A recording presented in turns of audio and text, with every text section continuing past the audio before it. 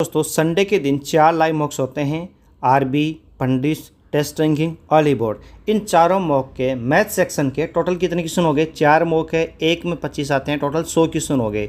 इन 100 question में चारों mock में लगभग 80 क्वेश्चन तो हलवे होते हैं, लेकिन 20 क्वेश्चन थोड़े अच्छे होते हैं, अच्छे लेवल के होते हैं, जिनको हमें एग्जाम के दौरान अगर हमें नहीं कॉन्सेप्ट चमकता तो हम स्किप करते हैं।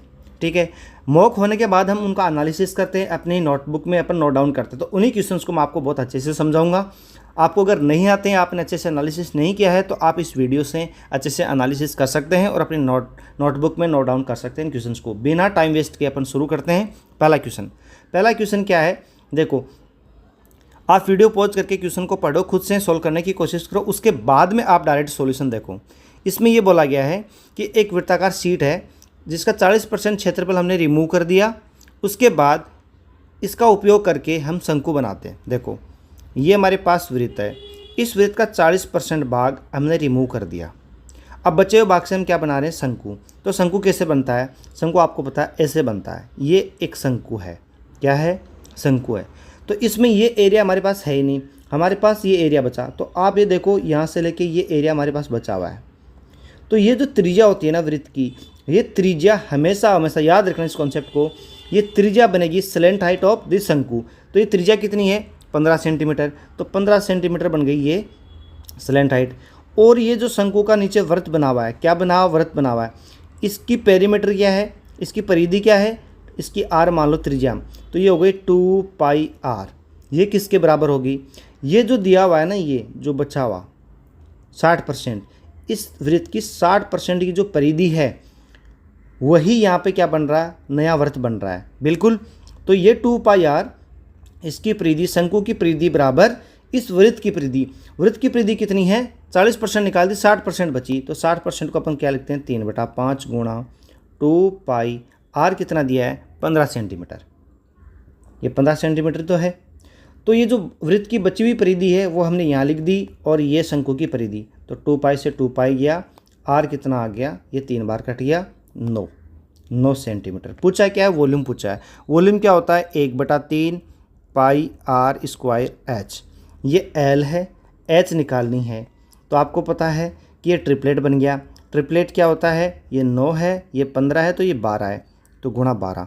अब इसको सोल्व कर दो। 1/3 पाई 9 गुणा 9 गुणा 12, ये 3 बार कट गया, ये 27 गुणा 12 हो गया। 27 गुणा 12 कैसे करोगे? इस 12 को लिख दो 10 + 2, राइट। तो 27 10 270 प्लस 27 दूना 54, कितना आ गया? 324 पाई। यही आंसर है। पहला क्वेश्चन समझ में आया? क्या करा हमने? सिंपल और सिंपल जो बचा हुआ एरिया है, उस एरिया से हमने क्या बनाया? शंकु बनाया। तो इसकी जो पेरीमीटर, बची हुई पेरीमीटर, किसकी? वृत्त की बची हुई पेरीमीटर कितनी है? 60% है। 2 पाई आर का हमने 60% लिया। इस 60% को किसके बराबर किया? इस शंकु की परिधि के बराबर। ठीक है, समझ में आया? अगला क्वेश्चन। अब देखो, एक बहुभुज में 44 विकर्ण है, तो इस बहुभुज में कितनी भुजाएं? ये बहुत आसान क्वेश्चन है, लेकिन बहुत सारे बच्चों को कॉन्सेप्ट नहीं पता, इसलिए मैंने इस क्वेश्चन को ले लिया। देखो, अगर n भुजा है किसी बहुभुज की, तो इसके डायगोनल्स कितने होते हैं? n-3/2।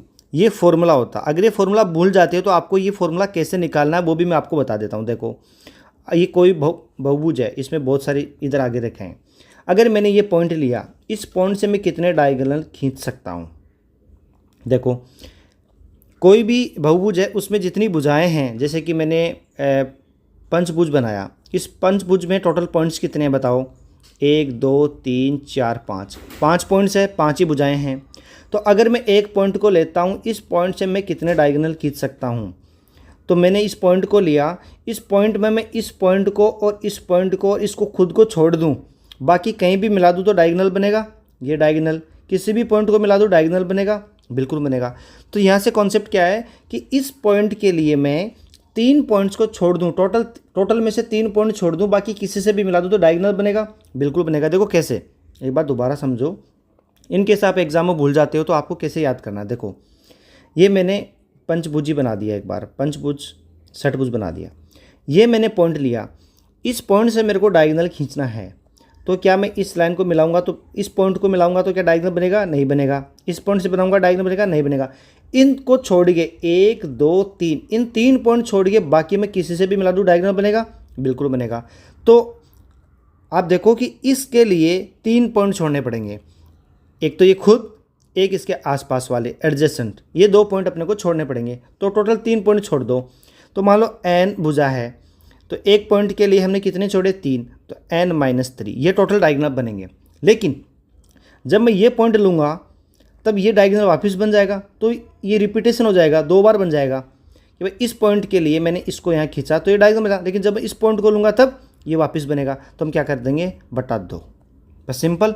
आप कर दो इसको, कुछ नहीं है, इसको बराबर कर दो 44। ये आपको दिख रहा है कि 11 का मल्टीपल है, 11 का मल्टीपल है, तो अपन क्या करेंगे? आपको दिख रहा है 11 का मल्टीपल है, तो 11 -3 बटा 2। ये सिंपल कर दो, ये मेरे को दिख गया तो मैंने 11 डायरेक्ट पुट्टी कर दिया, क्योंकि ये 11 गुणा 4 है तो ये पक्का 8 है, ये ऊपर वाला 8 है, ये 2 का भाग लगे 4। ये सीधा सिंपल है, इसमें कुछ मैंने किया ही नहीं, ये आप भी कर सकते थे। आगे देखो, बड़ा ही अच्छा क्वेश्चन है, इसको भी हम करेंगे। बहुत मस्त क्वेश्चन है, आप एक बार खुद से ट्राई करो क्वेश्चन को पॉज करके, इस वीडियो को पॉज करके, सॉरी। देखो, अक्ष सेंटीमीटर समान त्रिज्या वाले 2 वृत्ताकार एक दूसरे को इस प्रकार प्रतिच्छेद करते हैं कि प्रत्येक वृत्त एक दूसरे के केंद्र से होकर गुजरता है। यदि उभयनिष्ठ जीवा की लंबाई इतनी है तो अक्ष का मान ज्ञात कीजिए। देखो, बहुत आसान क्वेश्चन है, बहुत आसान क्वेश्चन। देखो, ये वृत्त है, ये वृत्त है, इन दोनों के केंद्र ये हैं, ध्यान से देखना। अब ये बोल रहा है कि ये जो जीवा है, ये जो कोड है, इस कोड की लंबाई बता रहा है कितनी? 12√3। अब आप ध्यान से देखना कि मैं बोलूं कि ये जो वृत्त है, इस वृत्त के केंद्र से यहाँ तक की दूरी क्या है? कि सर ये तो त्रिज्या है, कितनी है? x है। फिर से ध्यान से देखना, ये केंद्र है, इस केंद्र से ये वृत्त की परिधि तक, यहाँ तक की दूरी क्या है? x है। ठीक है। अब मैं बोलूँ ये जो वृत्त है, इस वृत्त के केंद्र से इससे इसकी परिधि तक की दूरी क्या है? x है। बिल्कुल है। तो ये जो मैंने बीच में बनाया, ये क्या बन गया? ये भी x है, ये भी x है, ये भी x है। ये बन गया समबाहु त्रिभुज, इक्विलेटरल ट्रायंगल। बिल्कुल। अब इसकी मुझे ये पता है, मुझे x निकालनी है। हमेशा जो समबाहु त्रिभुज है उसकी ऊंचाई क्या होती है?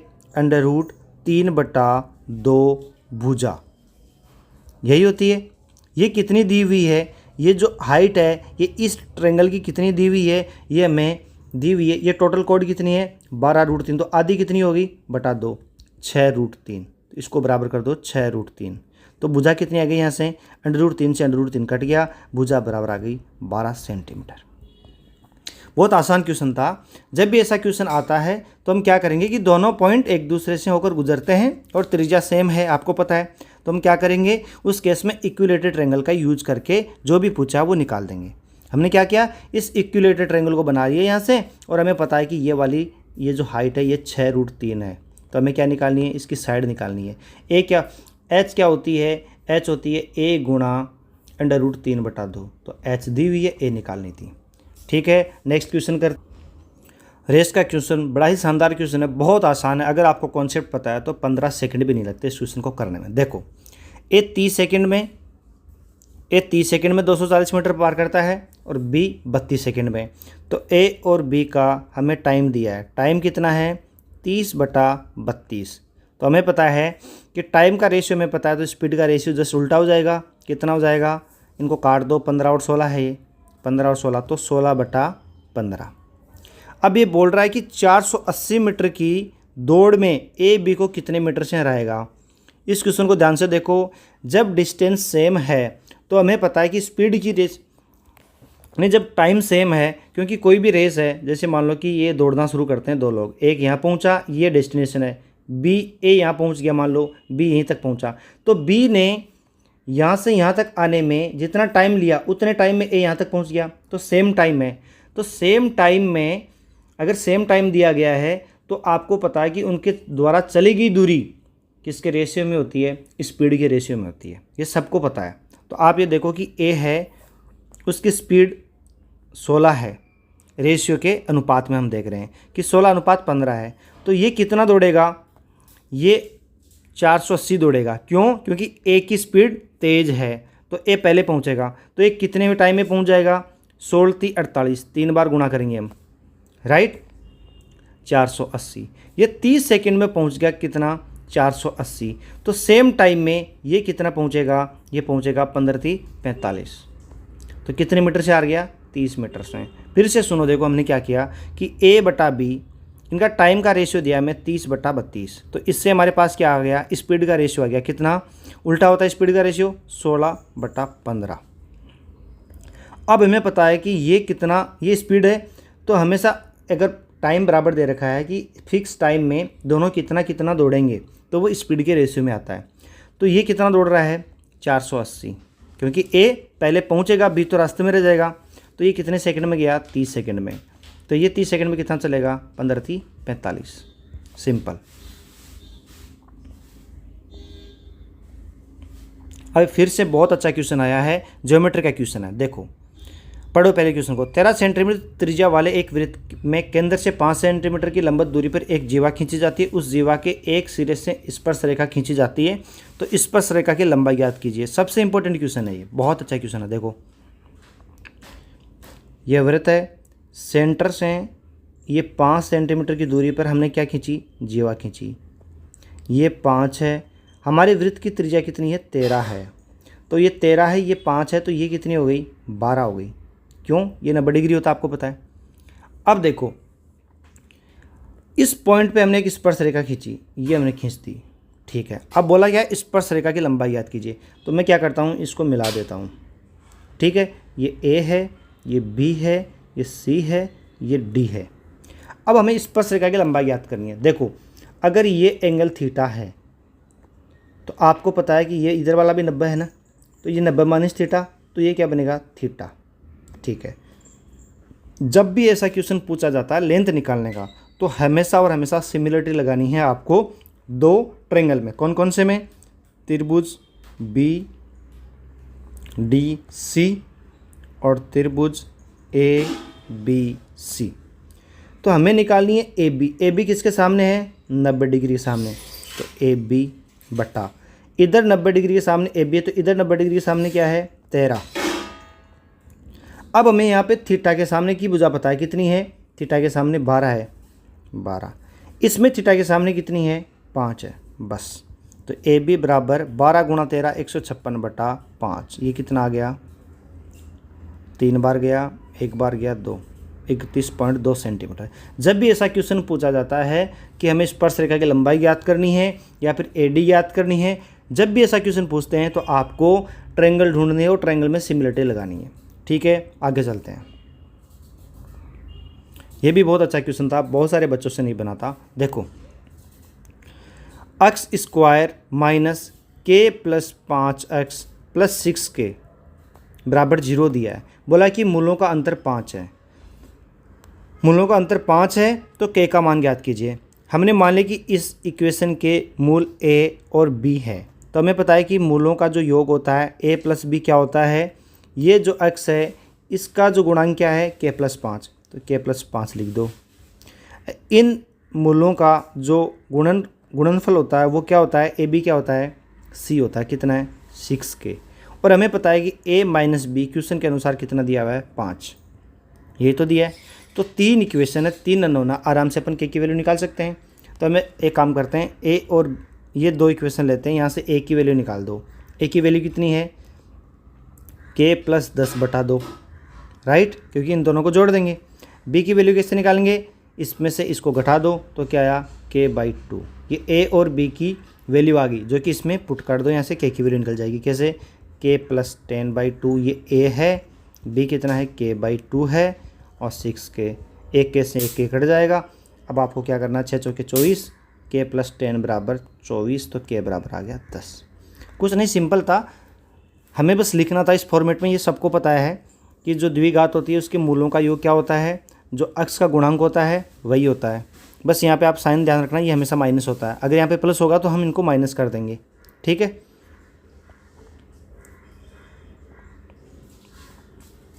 ये भी बहुत अच्छा क्वेश्चन है, इसको आप करने की कोशिश करो। देखो आपने क्वेश्चन पढ़ लिया होगा। 5 लोगों की हमें एक टीम बनानी है। इन 5 लोगों में कम से कम 4 महिलाएं होनी चाहिए। तो 5 लोगों की टीम बनानी है तो हमारे पास पाँचों वुमेन हो सकती है, ठीक है। कम से कम 4 महिलाएं, तो कम से कम 4 वुमेन होगी तो 1 मैन भी होगा, राइट। अब आपको पता है कि 8 महिलाएं, 8 में से हमें कितनी लेनी है, 5 लेनी है, 5 तो 8C5 प्लस हम ये वाली भी टीम बना सकते हैं। एक टीम तो हमने ये बना ली, एक टीम हम ये बना सकते हैं। तो 8 में से हम 4 वुमेन ले सकते हैं और 6 में से 1 पुरुष। बस इसको सोल्व करना है।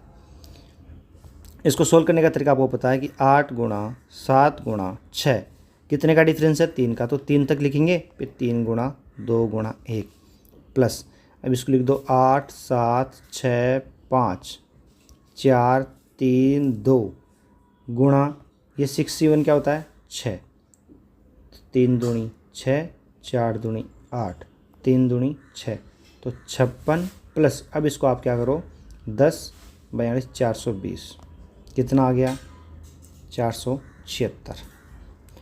ठीक है, सिंपल। ये क्वेश्चन बहुत आसान होता है, ऐसे क्वेश्चन को कभी छोड़ना ही नहीं है। आपको बस फॉर्मेट बना लेना है कि हम कितनी टीम बना सकते हैं। 2 टीम बना सकते हैं, या तो 5 वुमेन होगी या फिर 4 वुमेन और 1 आदमी होगा।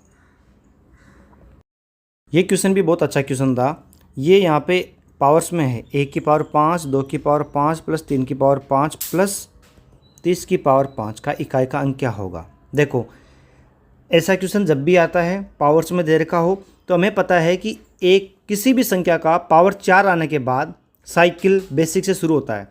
जैसे मान लो 2 की पावर 4 है तो 2 की पावर 5 लगाते ही, देखो ये 4 था तो यहाँ पे कुछ आया होगा, लेकिन 2 की पावर 5 आ गई, इसका मतलब है कि एक साइकिल कंप्लीट हो गया और फिर 1 आ गई पावर। मैं 3 की पावर 5 लिखूँगा तो ये भी क्या है 3 की पावर 1। क्यों? क्योंकि इनका जो यूनिट डिजिट है वो पावर 4 के बाद में रिपीट होना शुरू हो जाता है। देखो कैसे, 2 की पावर 4 16 होता है, 2 की पावर 5 कितना होता है 32 होता है। इस 32 में यूनिट डिजिट क्या है 2 है, जो किसके बराबर है 2 की पावर 1 के बराबर यूनिट डिजिट। मैं सिर्फ यूनिट डिजिट की बात कर रहा हूँ। यहाँ 3 की पावर 5 है तो 3 की पावर 5 कितनी होती है 27 81 343 होता है। इसका यूनिट डिजिट 3 है जो किसके बराबर है 3 की पावर 1 के बराबर है। समझ गए? तो ये सिंपल कुछ नहीं है, 1 से लेके 30 तक गिनती लिखी है। इसका इकाई का अंक पूछा है तो इसका इकाई का अंक क्या होगा, इनको जोड़ दो 30 गुणा 31/2, यही तो होता है n+1/2। तो यहाँ से निकाल दो आप 15, तो यहाँ से सीधा दिया 15 गुणा 31 का मतलब 5 आ गया। ठीक है, आगे चलते हैं। ये क्वेश्चन भी बहुत अच्छा क्वेश्चन है। अच्छा, इसमें 2 क्वेश्चन मिक्स हो गए। चलो ठीक है, पहले अपन ये वाला ऊपर वाला करते हैं कि 3 घंटियाँ हैं जो 9 12 और 15 मिनट पे बजती है। अगर पहली बार वो 6 बजे एक साथ बजी थी तो बाद में वो एक साथ कब बजेगी। देखो, अगर वो 6 बजे सुबह 6 बजे बज गई है तो उसके बाद वो एक साथ कब बजेगी 9 12 और 15, इनके अंतराल पे वो घंटियाँ बजती है तो एक साथ कब बजेगी, एक साथ वो इनके एलसीएम पे बजेगी। तो इनका एलसीएम क्या आएगा, आपको पता है कि यहाँ से मैंने 9 लिया, यहाँ से मैंने 2 लिया, यहाँ से मैंने 5 ले लिया, राइट। एलसीएम ले रहा हूँ। एलसीएम लेने का ये तरीका आपको सबको अपना अपना पता होगा। तो ये हो गया 10 90 मिनट बाद में ये फिर से बजेंगे। तो 6 में कितना जोड़ोगे 1.5 घंटा, तो कितना है आंसर 7.5। ठीक है, अब ये पिरामिड वाला क्वेश्चन देख लेते हैं। देखो, एक नियमित पिरामिड का आधार 12 सेंटीमीटर वाला वृत्त है, ठीक है, यह है। उसकी तिर्यक ऊंचाई 15 है। तो आपको पता है कि पिरामिड कैसे बना होता है, ऐसे बना होता है, राइट। इसकी तिर्यक ऊंचाई ये दी हुई है आपको, ये कितनी दी हुई है 15। आपको पार्श्व पृष्ठीय क्षेत्रफल ज्ञात करना है। तो आप देखो कि ये जो इधर वाला जो पृष्ठ है, इस पृष्ठ की आपको ये पता है कितनी है 12, क्योंकि 12 दी है। अब ये ऐसे बन गया, देखो ऐसे, देखो ये हमें पता है ये कितनी दी हुई है 12, कौन सी, ये वाला लाइन जो वर्ग का है। अब ये हमें पता है कि ये जो तिर्यक ऊंचाई दी है ये कितनी दी है 15 दी है। हमसे पूछा है पार्श्व पृष्ठीय क्षेत्रफल, ऐसी कितनी है 4 होती है टोटल, एक ये रही, एक ये रही, एक वो रही। तो इस त्रिभुज का एरिया नहीं निकाल सकते आप, 15 गुणा 12/2 कितनी ऐसी टोटल 4, सिंपल 2, 24 गुणा 15, 24 गुणा 15 क्या होगा 240 प्लस 120 360। ठीक है, थोड़ा सा लेजी वे में था एनालिसिस, लेकिन आगे से आपको मोर एनर्जेटिक वे में मिलेगा। बहुत अच्छे से